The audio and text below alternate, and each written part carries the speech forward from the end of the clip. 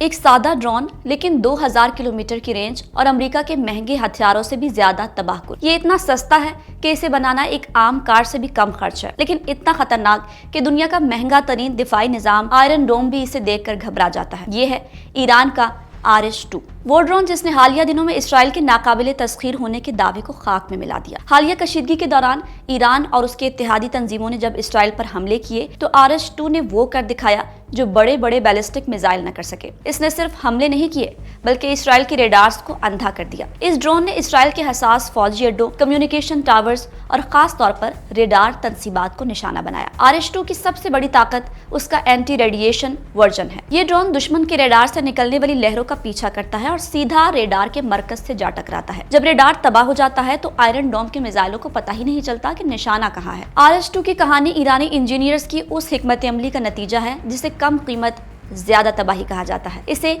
RS-1 की कामयाबी के बाद खास तौर पर इसराइल के शहरों तल अबीब और हैफा को जहन में रखकर डिजाइन किया गया था। ईरानी कमांडर्स के मुताबिक इसे इसराइल की तबाही का खास हथियार करार दिया गया क्योंकि इसकी रेंज 2000 किलोमीटर से ज्यादा है, यानी ये ईरान के अंदर से उड़कर इसराइल के किसी भी कोने को निशाना बना सकता है। RS-2 में लगे प्रोपेलर इंजन इसे सुस्त रफ्तार देते हैं जो बाज़ाहिर एक कमजोरी लगती है, लेकिन यही इसकी ताकत है। सुस्त रफ्तार की वजह से ये रडार पर किसी परिंदे जैसा लगता है और पहचाना नहीं जाता। इसे एक ट्रक से लॉन्च किया जा सकता है।